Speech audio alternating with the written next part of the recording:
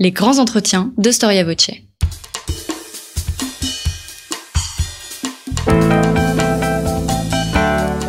Une émission de la rédaction de Storia Voce.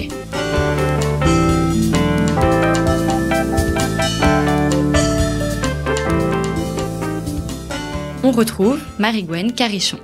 Chers auditeurs, bonjour et bienvenue sur Storia Voce pour une nouvelle édition de nos grands entretiens. En l'an 1932, le monument représentant Anne de Bretagne et son époux, monument qui symbolise l'union de la Bretagne à la France et qui se trouve à Rennes, est jugé comme dégradant par les indépendantistes bretons et attaqué à la bombe. Parmi les débats qui animent les Bretons, on trouve la question de l'identité régionale du Mont-Saint-Michel, de celle de la ville de Nantes, de la figure de Du Guesclin, traître ou héros. La question se pose encore et bien d'autres questions. Mais ces disputes, ces controverses sont presque insignifiantes face à celles qui entourent la figure de la duchesse Anne de Bretagne. Avant tout, reine de France ou duchesse de Bretagne, mariée de force au roi de France, humiliée ou épouse consciente et libre de Charles VIII, puis de Louis XII, femme soumise et obligée ou homme de pouvoir en jupon. Née à Nantes en janvier 1477, Anne de Bretagne a eu une vie riche et passionnante, un parcours éprouvant, semé d'embûches, mais elle a témoigné d'une dignité, d'une force de caractère, et c'est d'ailleurs ce qu'on retrouve dans nombre des sculptures qui la représentent, et d'une volonté exemplaire. Et grâce à ses qualités, elle a su conjuguer avec art à la fois le gouvernement de sa patrie d'adoption, la France, et le dévouement pour celle qui l'a vue naître, la Bretagne. Nous recevons Claire Loer, normalienne et agrégée d'histoire, qui vient de publier une biographie d'Anne de Bretagne, vous vous en doutez, aux éditions Fayard. Bonjour Claire Loer. Bonjour. Merci d'avoir répondu à notre invitation. Je précise que vous êtes également collaboratrice d'Historia et du journal Valeurs Actuelles. Alors une première question, vous ouvrez un peu votre ouvrage en vous questionnant sur l'identité bretonne d'Anne de Bretagne. Mais les parents d'Anne de Bretagne ne viennent pas uniquement de Nantes. Au contraire, donc François II et Marguerite de Foix ont des origines plus diverses. Alors qui sont les parents d'Anne de Bretagne ? Alors effectivement, la petite Anne de Bretagne, si elle est née au château de Nantes en janvier 1477, a des origines familiales qui sont beaucoup plus lointaines que la simple région de l'estuaire de la Loire, qu'on rattache bien sûr à la Bretagne, puisque c'est la capitale politique des ducs de Bretagne. Par son père, Anne se rattache davantage à l'Île-de-France, au Val-de-Loire, puisque son père, qui est né à Clisson sur les marges de Bretagne, a été élevé en réalité dans le Val-de-Loire. Il connaît bien la cour des rois de France et c'est un homme qui est très attaché au Val-de-Loire, ce qui explique d'ailleurs en partie qu'il installera sa capitale à Nantes, c'est-à-dire à l'estuaire de ce fleuve qu'il a vu grandir. Quant à la mère de Anne, Marguerite de Foix, alors elle n'est pas bretonne du tout, puisqu'elle est originaire des Pyrénées et que sa famille est une famille espagnole. En réalité, la grand-mère d'Anne, c'est Éléonore de Navarre, donc elle a vraiment une parenté dans la péninsule ibérique, à tel point d'ailleurs qu'il y a cette anecdote très jolie qui veut qu'au moment de la naissance de la petite fille, sa grand-mère, Éléonore, fait envoyer, elle ne peut pas se déplacer, elle habite beaucoup trop loin, mais elle fait envoyer comme cadeau de naissance à la petite fille un oranger, un arbre qui va suivre Anne dans toutes ses pérégrinations et qui va lui survivre très longtemps, puisque l'oranger d'Anne de Bretagne était encore visible dans les serres du château de Versailles, donc du château des rois de France au début du XXe siècle. On peut dire donc qu'il y a un attachement véritable de la duchesse au pays de sa mère, puisque autour d'elle, il y aura toujours un très grand nombre de personnages d'origine espagnole. Son accoucheur, par exemple, son médecin, puisqu'elle va accoucher de très nombreuses fois, est d'origine espagnole. Et parmi ses courriers, ses messagers, mais aussi ses femmes de chambre, les Espagnols sont très nombreux dans le château de Nantes autour de la duchesse. C'est une naissance très attendue, celle d'Anne de Bretagne. Ah, c'est une naissance très attendue, effectivement, mais c'est une naissance assez décevante pour le duc, puisque lui qui espérait tant un fils pour lui transmettre la couronne ducale, eh bien, il va avoir une fille aînée qu'il va donc appeler Anne. 2 ans plus tard, il va avoir un autre enfant et à nouveau le duc est espère fortement avoir un fils et à nouveau il va avoir une fille, puisque c'est un point qui est peut-être moins connu, mais Anne a une petite sœur qui s'appelle Isabeau, qui ne vivra pas très longtemps puisqu'elle va mourir à l'âge de 12 ans. Mais effectivement, cette naissance, elle est très importante pour la succession du duché de Bretagne, à qui va revenir la couronne. Puisqu'il n'y a pas de garçon, la question va se poser assez vite. Anne peut-elle coiffer cette couronne ducale ? Alors, elle va recevoir une éducation qui est liée à son rang et d'ailleurs qu'on peut distinguer de l'éducation dont vont bénéficier ses demi-frères, ses demi-sœurs, puisque son père était relativement volage. Et alors, Anne de Bretagne, donc, elle est élevée à la cour de Nantes. Elle est élevée par qui ? Et ce que vous précisez dans votre ouvrage, c'est qu'elle ne parle pas breton.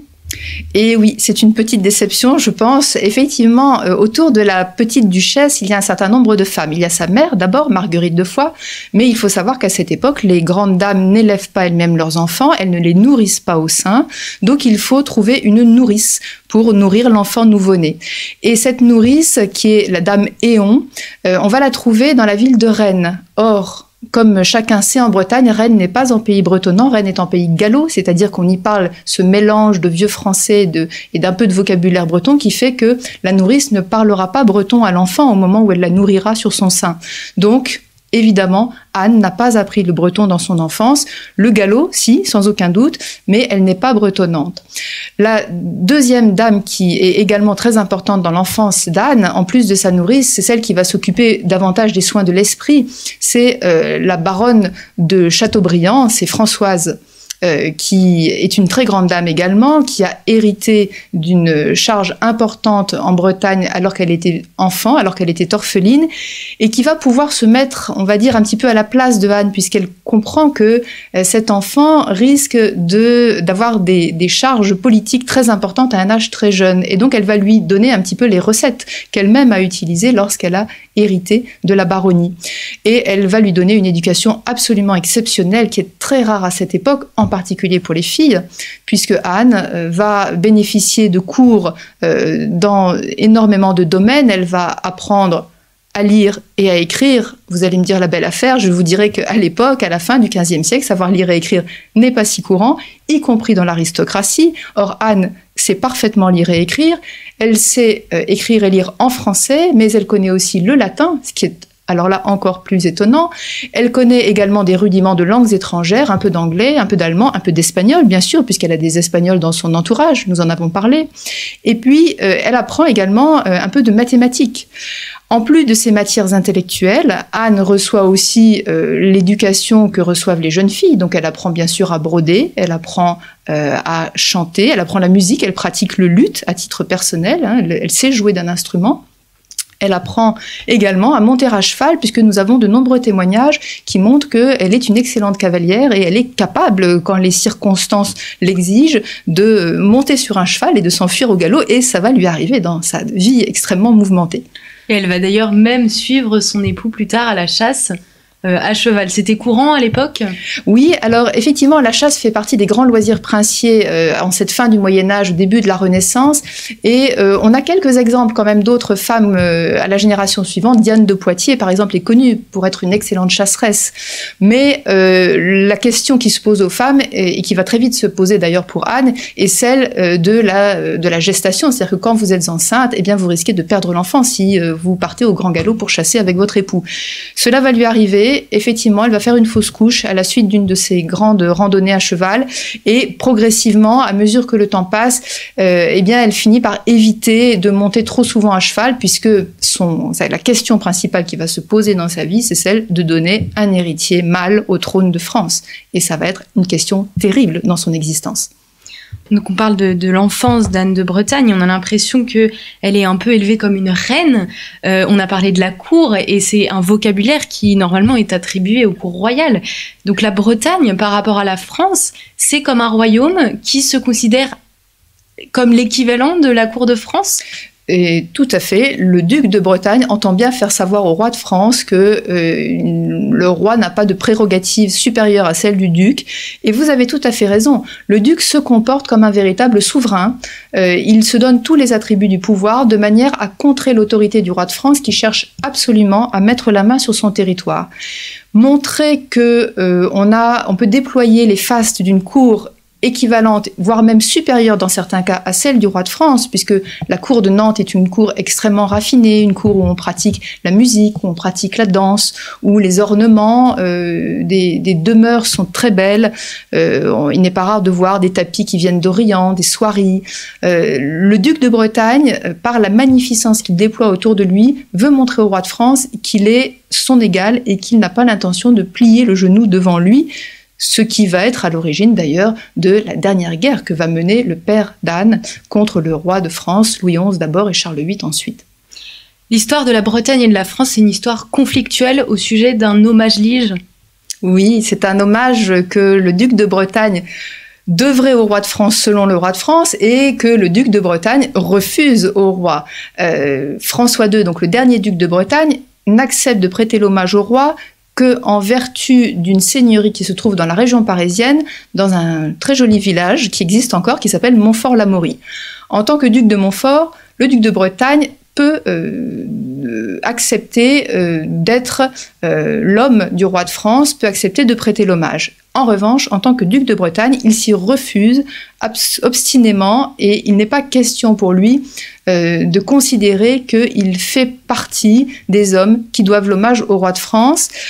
C'est un combat qui est difficile pour lui et c'est pourquoi il rallie à sa cause la plupart des grands seigneurs bretons. Les grands de Bretagne soutiennent leur duc et c'est l'origine d'une guerre qui va durer plusieurs années entre le roi de France et le duc de Bretagne et qu'on a appelée la guerre folle.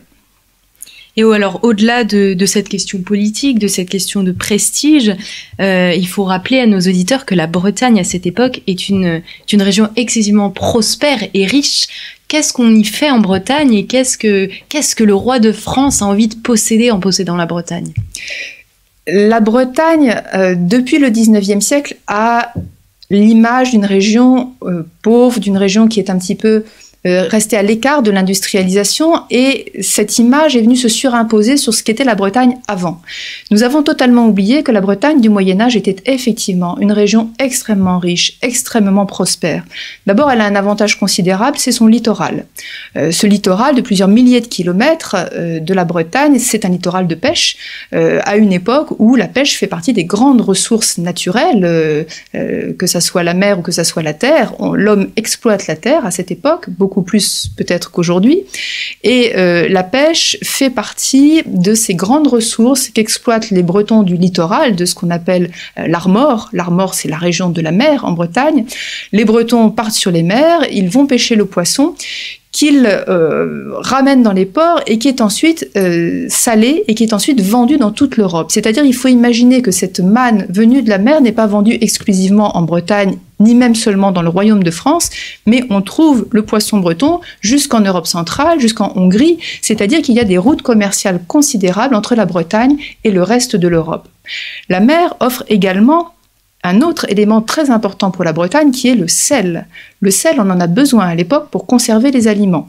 Les systèmes frigorifiques n'existent bien sûr pas, et donc le sel sert à conserver le poisson, on vient de le dire, mais également la viande, le porc, le chou, toutes sortes d'aliments, à une époque où il est difficile de conserver ces aliments.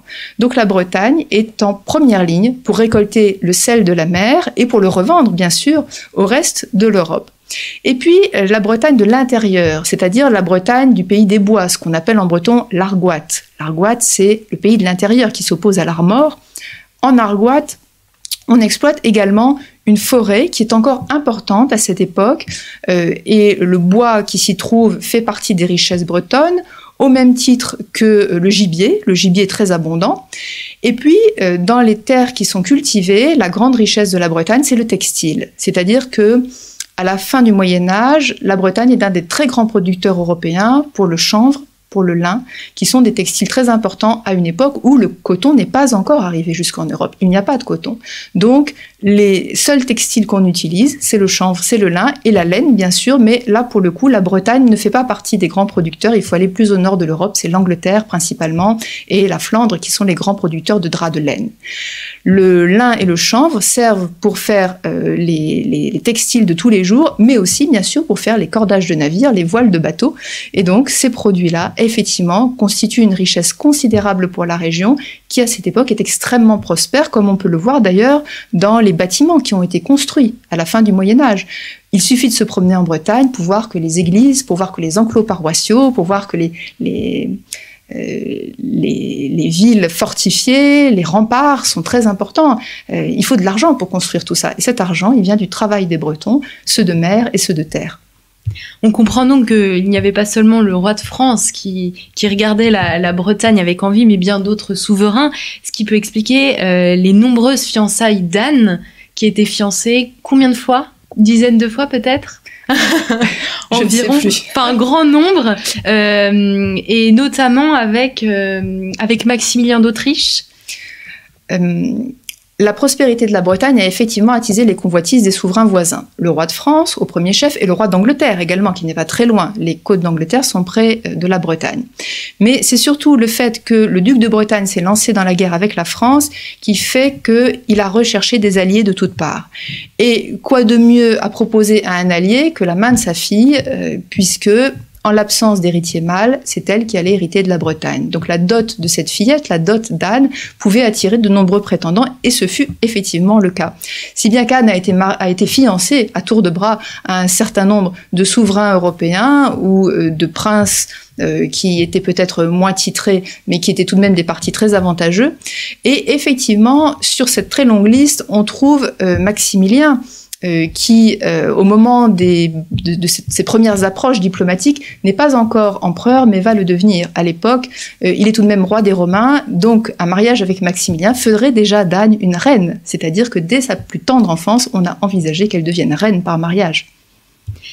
Et alors, elle va avoir une vie mouvementée et difficile, elle est orpheline à 11 ans, et de fait, duchesse à 11 ans. Comment les États de Bretagne vont réagir, notamment par rapport au fait que ce soit une femme ?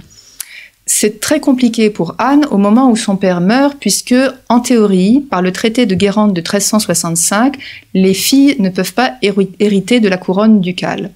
Donc, il va falloir pour elle rallier à sa cause les grands de Bretagne, les grands seigneurs, si elle veut véritablement pouvoir coiffer cette couronne.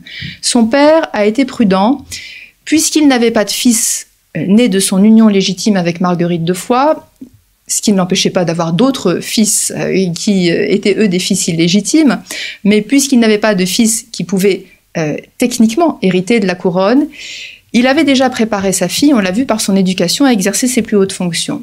Il avait également pris la précaution de rallier un certain nombre de seigneurs, de grands seigneurs bretons, en leur faisant promettre, après sa mort à lui, d'obéir à cet enfant et d'en faire une duchesse. Si bien que quand le père de Anne meurt alors qu'elle n'a que 11 ans, et sa mère est déjà morte d'ailleurs quand elle avait 7 ans, donc elle est véritablement orpheline et en charge de sa petite sœur qui est toujours avec elle.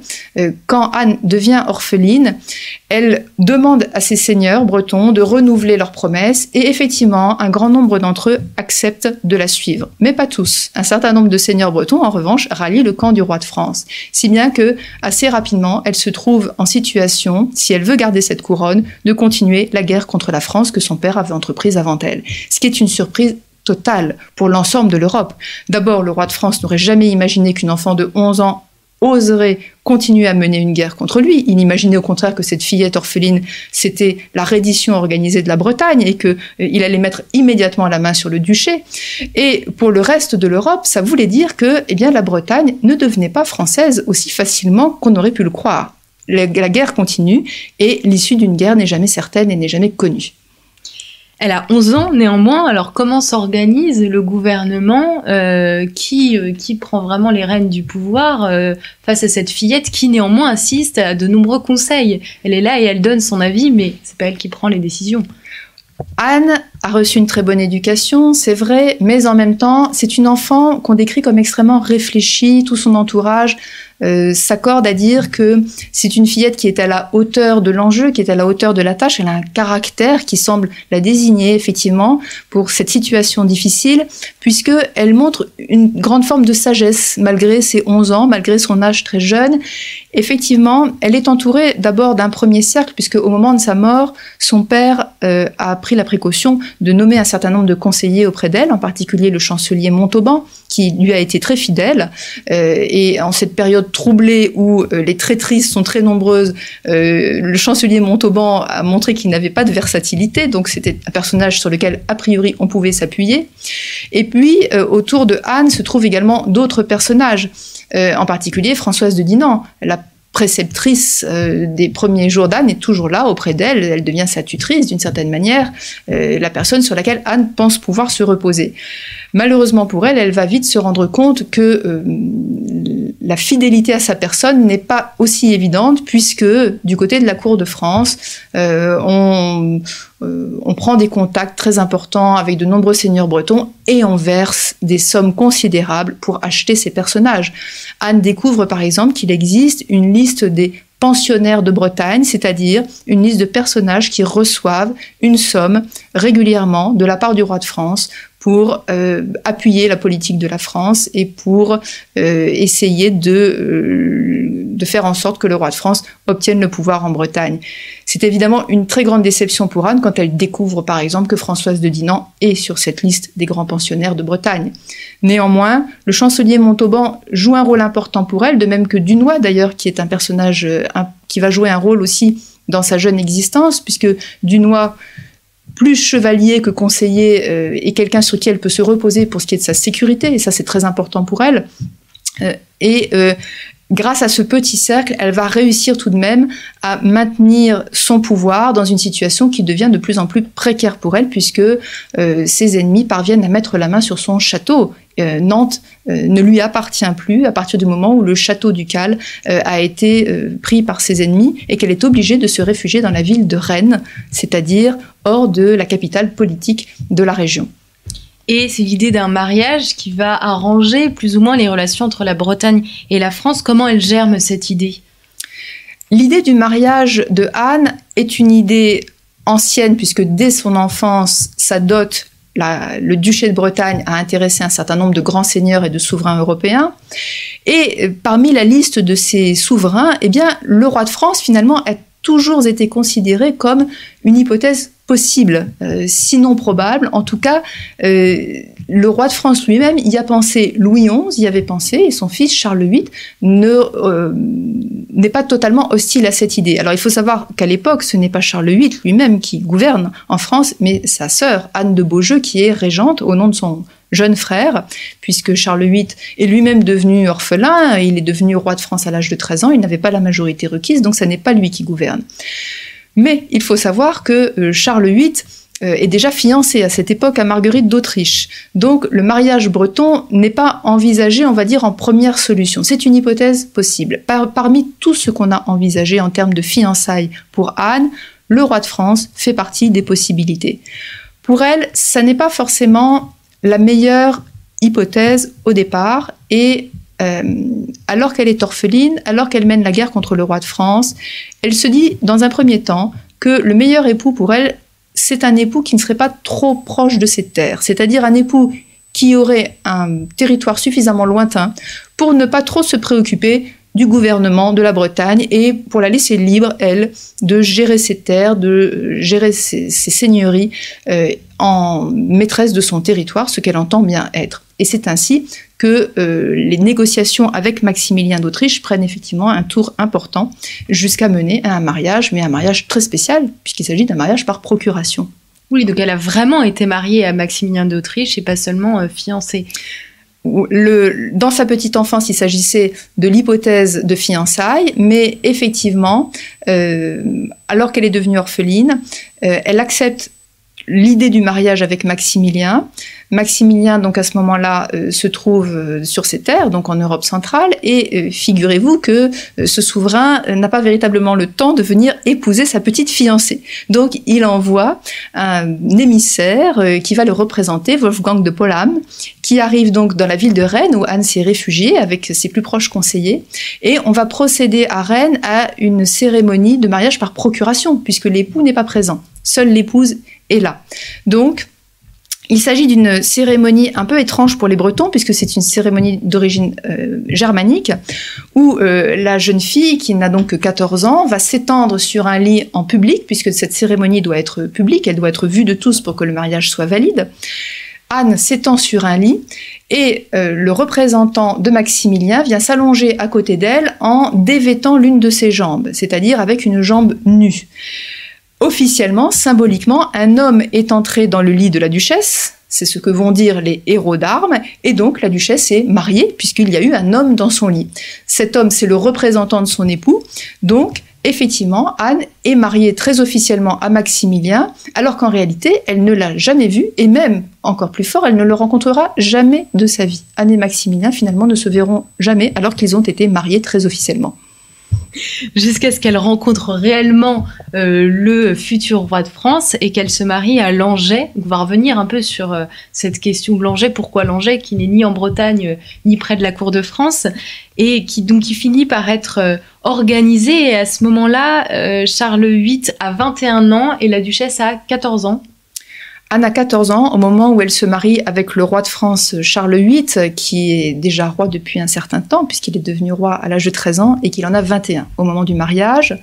Donc cette hypothèse qui avait été envisagée par un certain nombre de conseillers, à la fois du côté français et du côté breton, est finalement réalisé, et effectivement le mariage a lieu à Langeais, qui est une forteresse tout à fait secondaire en France, donc c'est un choix qui peut paraître curieux au premier abord.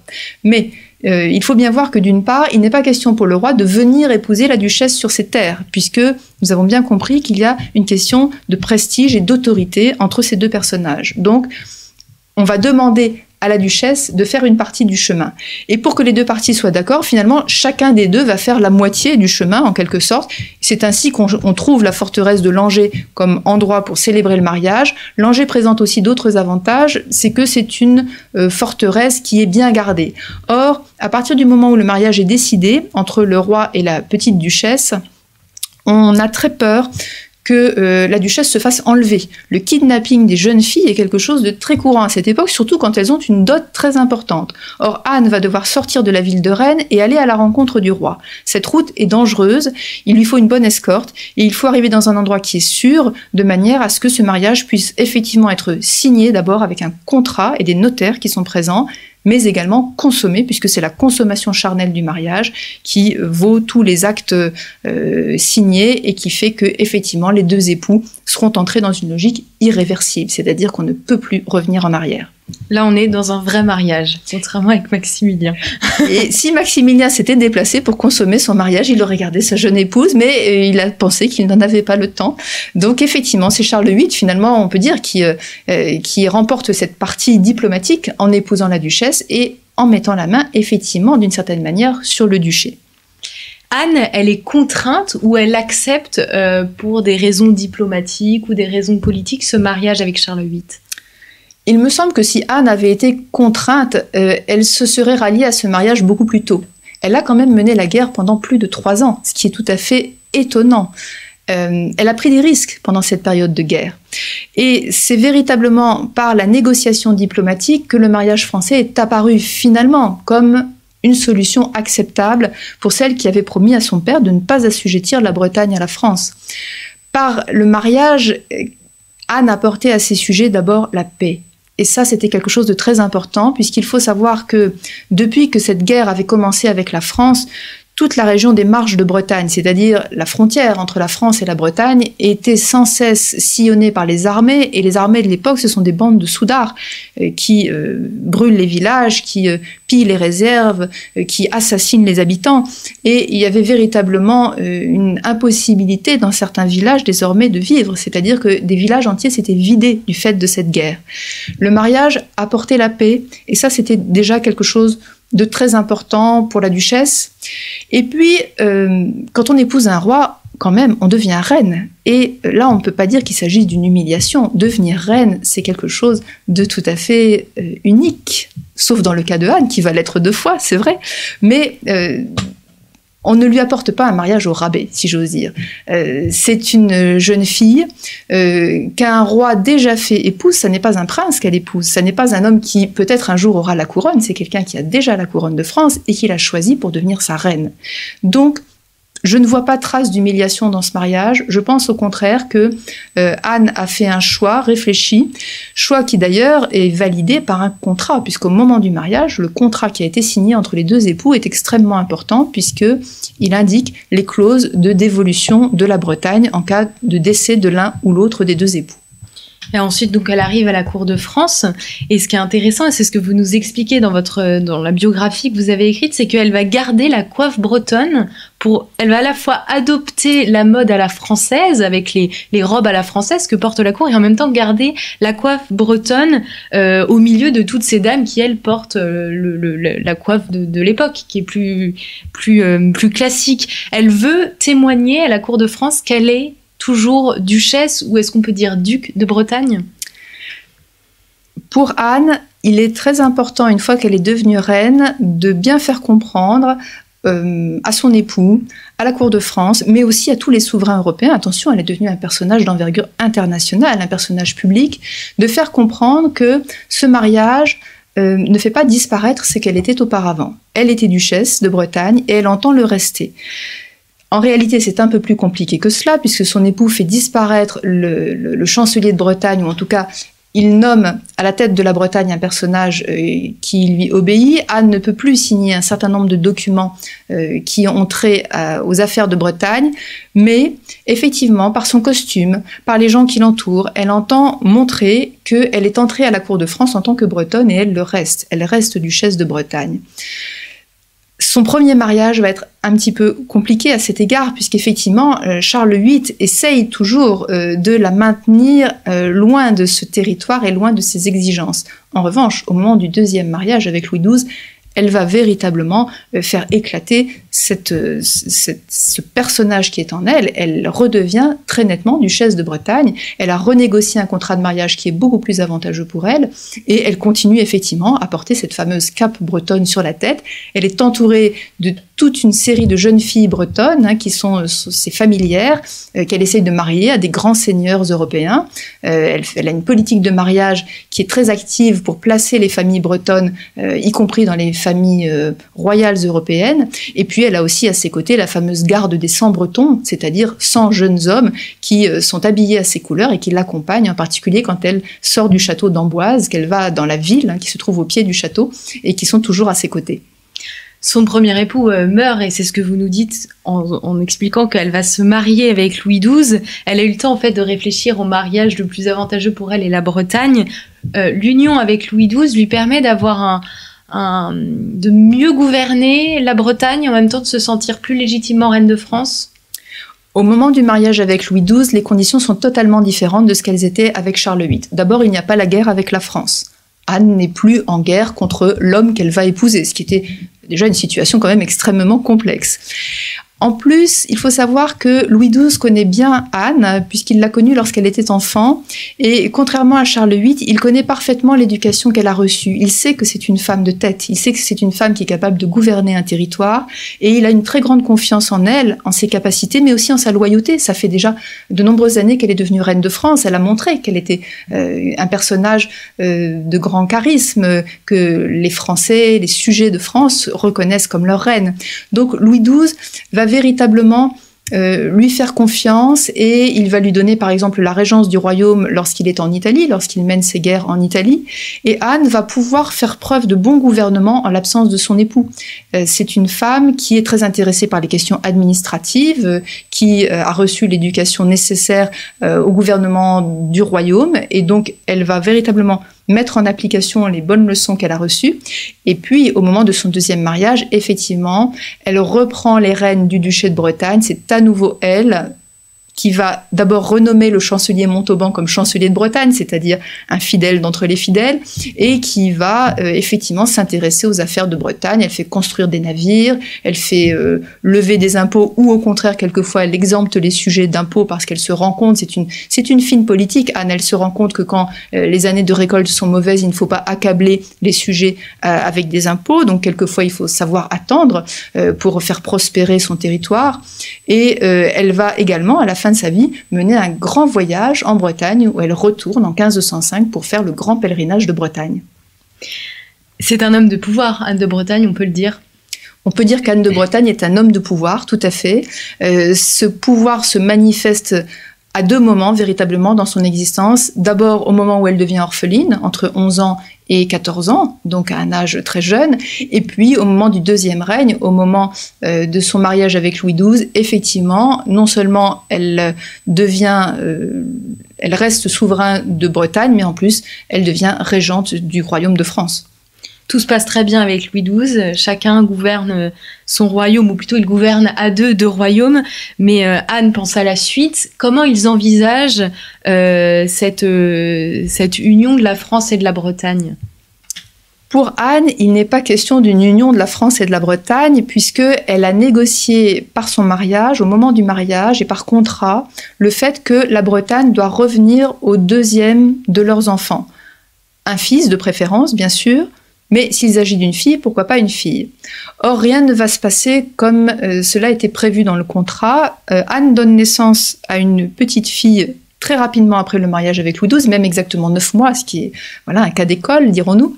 C'est la petite princesse Claude, qui deviendra ensuite la reine Claude de France. Et puis ensuite, comme pendant son premier mariage, elle va accoucher à de nombreuses reprises, mais elle va perdre beaucoup d'enfants. Entre les fausses couches et les enfants morts à la naissance ou les enfants morts en bas âge, la vie d'Anne, en tant que mère, est quand même une vie extrêmement rude, extrêmement difficile, puisque sur ces 14 accouchements, seuls 2 enfants seront survivants, et uniquement 2 enfants du deuxième mariage. Elle va accoucher 3 ans avant sa mort d'une deuxième fille qui vivra également, qui s'appelle Renée, mais qu'elle ne verra pas grandir, puisque Renée n'a que 3 ans lorsque Anne disparaît. Donc, assez progressivement, la Bretagne va être considérée comme la dot de Claude, de la fille aînée du roi et de la reine. Or, Claude, elle est Claude de France avant d'être Claude de Bretagne.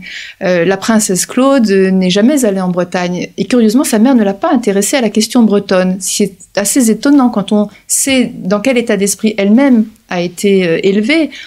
On peut se demander pourquoi elle n'a pas expliqué à sa fille, Claude, qu'il allait falloir défendre la Bretagne. Peut-être avait-elle dans l'idée qu'elle aurait un fils et que c'est à ce fils qu'il faudrait donner cette mission. En tout cas, les choses sont ainsi.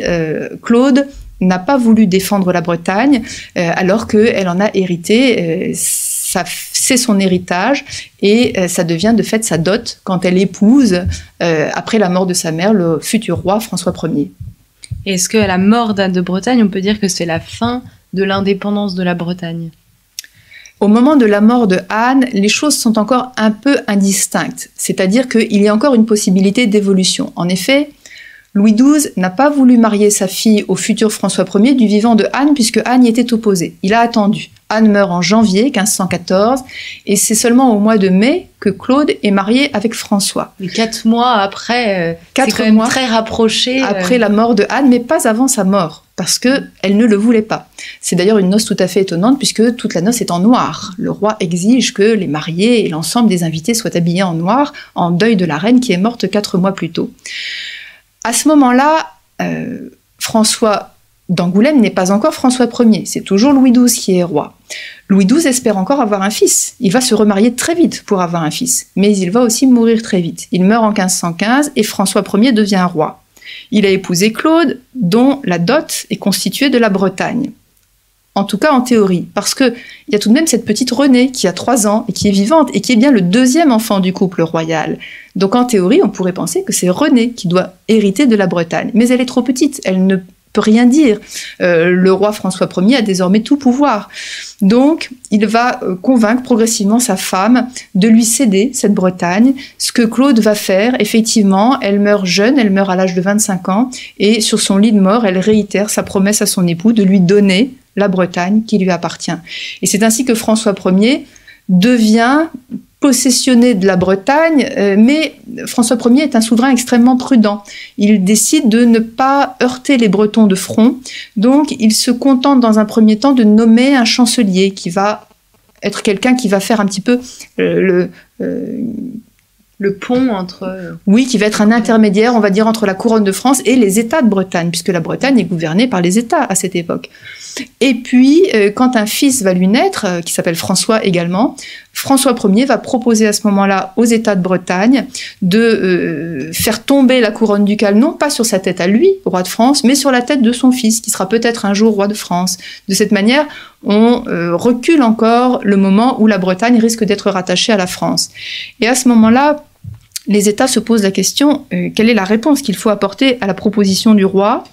Il se trouve qu'on est en paix depuis le premier mariage de Anne, donc ça fait un certain temps que la Bretagne n'a pas connu la guerre, que la prospérité est revenue, que les ports fonctionnent. Le port de Nantes est devenu un port encore plus important qu'auparavant, avec la découverte de l'Amérique. Donc la prospérité est présente, et on se dit que si on refuse la proposition du roi, on risque d'avoir à nouveau la guerre dans le duché. Et ça, personne n'en a envie, si bien qu'on accepte cette couronne qui va tomber sur la tête du fils aîné du roi, sans pour autant être une annexion pure et simple de la Bretagne à la France, jusqu'à ce que ce fils aîné meure et que son frère cadet, Henri II, hérite à son tour de la Bretagne et devienne roi de France également, moment où il supprimera purement et simplement de sa titulature le titre de duc de Bretagne.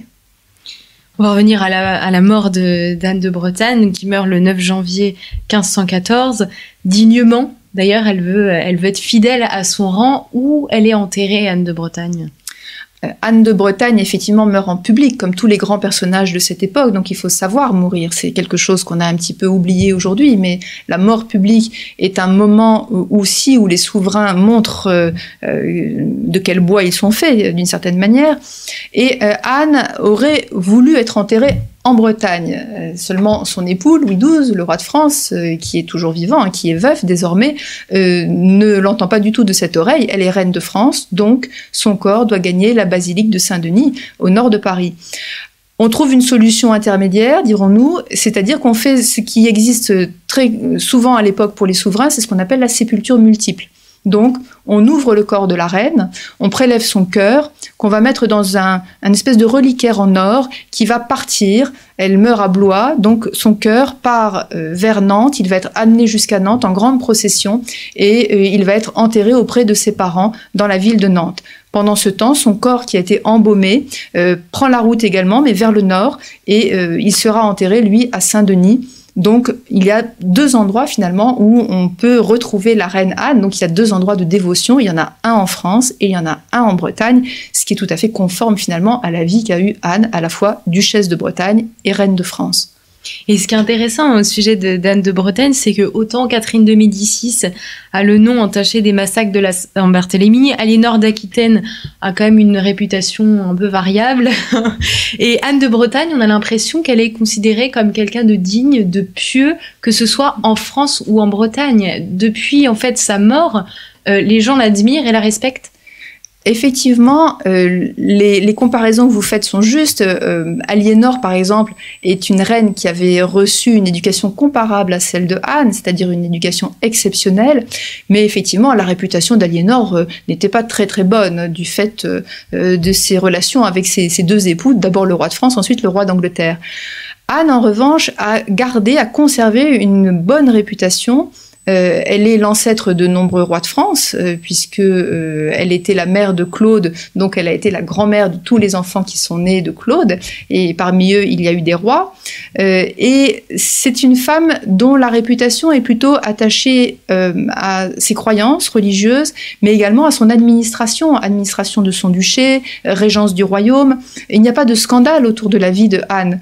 C'est une femme aimante et loyale, même si lors de son premier mariage, on a essayé de l'accuser, Anne de Beaujeu en particulier a essayé de faire croire qu'il existait un complot breton à la cour de France. En réalité, on n'en a jamais trouvé trace. Donc c'est une femme qui, semble-t-il, une fois qu'elle avait épousé le roi de France, avait vraiment choisi d'être loyale à son époux, d'abord Charles VIII, ensuite Louis XII, et qui a œuvré pour le bien, pour la prospérité du royaume de France, tout autant que de son duché de Bretagne. Qui sont les grands historiens ou les historiens qui se sont intéressés à Anne de Bretagne depuis le XVIe siècle, depuis le XVe siècle? C'est un personnage dont on a parlé effectivement dans la littérature à cause du rattachement de la Bretagne à la France. Effectivement, au moment, en 1532, quand François Ier a fait cette proposition aux Bretons, il fallait s'appuyer sur un certain nombre de documents. On a vu apparaître ce qu'on appellerait aujourd'hui de la propagande royale, c'est-à-dire que certains historiens ont été missionnés pour écrire un certain nombre de textes disant que la Bretagne avait volontairement adhéré à cette union, que la reine Anne était tout autant reine que duchesse. Donc, effectivement, ces historiens ont œuvré pour le roi de France. Et puis ensuite, à partir du XVIIe siècle, on a trouvé également des textes de Bertrand d'Argentré, par exemple, qui sont plutôt des mémoires. C'est-à-dire que lui s'est inspiré des récits qu'il avait entendus dans son enfance de personnes qui avaient été dans l'entourage de la reine ou de ses suivantes. Donc on est plutôt dans une tradition mémorialiste. Et puis ensuite, au XIXe siècle, là les choses changent considérablement puisque le personnage de Anne devient majeur dans la renaissance culturelle, peut-on dire, de la Bretagne bretonnante, autour des travaux de Ersard de la Villemarqué, par exemple, donc la redécouverte de la langue bretonne, de ses traditions, la fierté bretonne. Anne devient un personnage majeur, un personnage central, qui va être considéré comme porteur un peu de l'identité et de la fierté des Bretons. Ça n'est qu'au XXe siècle, quand on voit apparaître des mouvements indépendantistes, peut-être plus violents, plus politisés. Vous avez évoqué à juste titre en introduction la question du monument de la honte à Rennes, c'est-à-dire ce monument qui a été dynamité par les indépendantistes bretons, qu'on commence à se poser la question de savoir si effectivement ce mariage était une bonne idée. Je crois que c'est un peu un anachronisme de se poser cette question au début du XXe siècle, parce que Anne de Bretagne a vécu dans un environnement qui était le sien et a pris des décisions, a fait des choix qui étaient dictés par la diplomatie de son époque. Et il est bien difficile a posteriori de se dire elle aurait pu faire autrement. Ça, je dirais c'est un peu facile 4 siècles plus tard. Néanmoins, c'est un personnage qui a ensuite continué à intéresser les historiens tout au long du XXe siècle, puisque d'une certaine manière, elle est un peu double. Elle est à la fois attachée à la Bretagne, en même temps c'est une reine, vous l'avez dit, par laquelle aucun scandale n'est arrivé, donc c'est une bonne reine entre guillemets, donc c'est effectivement un personnage auquel on a envie de s'attacher, et elle devient d'ailleurs un étendard de la région, je dirais même un étendard quasiment publicitaire à partir des années 1950, après la Deuxième Guerre mondiale, on la retrouve sur quantité de produits bretons, des bonbons, des vêtements, des petites poupées. On vendait beaucoup de petites poupées dans les années 60. Elle devient aussi un atout pour le tourisme régional. Donc, c'est un personnage qui a été beaucoup utilisé après sa mort, et c'est peut-être d'ailleurs ce qui a brouillé un peu son image historique, c'est-à-dire que les historiens ont eu un peu de mal à retrouver effectivement le personnage originel. Je ne dirais pas la vérité historique, parce que personnellement, je pense que c'est une chimère. La vérité historique est quelque chose qu'il est bien difficile de déterminer.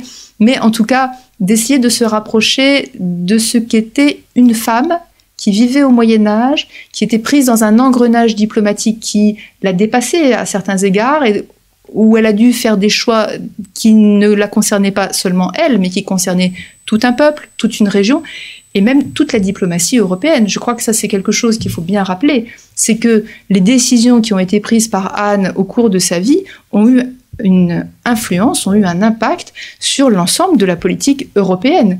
Le mariage avec Maximilien, par exemple, était un coup formidable porté au roi de France, qui ne s'attendait pas du tout à ce que ces deux ennemis, à l'Est et à l'Ouest, puissent s'allier contre lui, le prenant en tenaille. C'est pour ça aussi que le roi a voulu absolument mettre fin à ce mariage en se proposant finalement lui-même auprès de la duchesse. Merci Claire Loher de nous avoir raconté l'histoire d'Anne de Bretagne qui fut un grand duc de Bretagne, une grande duchesse, peut-être plus duc puisqu'elle n'était pas seulement l'épouse d'un duc mais bien duchesse, enfin duc elle-même, et qui fut aussi une grande reine de France, ce qui nous permet aussi, vous l'avez rappelé à l'instant, de réaliser à quel point la Bretagne n'était pas qu'une province, mais bien un vrai pays, et qui était aussi un enjeu pour toutes les puissances européennes, et pas seulement d'ailleurs pour le roi de France. Je rappelle donc le titre de votre ouvrage, Anne de Bretagne, qui est une biographie que vous venez d'écrire et qui vient de sortir chez vos éditions Fayard. Merci à vous, chers auditeurs, pour votre écoute et votre fidélité à Storia Voce, et bien entendu à très bientôt pour une nouvelle édition de nos grands entretiens.